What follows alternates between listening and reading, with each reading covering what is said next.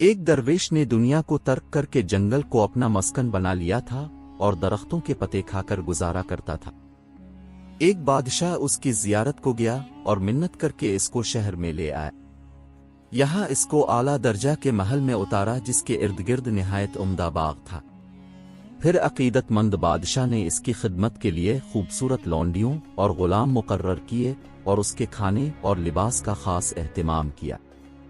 درویش نے اس فرحت بخشی ماحول میں مرغن اور لذیذ غذائیں کھائے اور نفیس لباس پہنا تو اس نے ایسا رنگ و روغن نکالا کہ حیت اور صورت ہی بدل گئی۔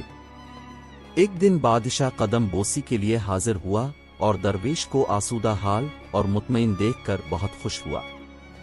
کہنے لگا، مجھ کو عالموں اور زاہدوں سے جس قدر محبت اور عقیدت ہے اتنی کسی اور گروہ سے نہیں۔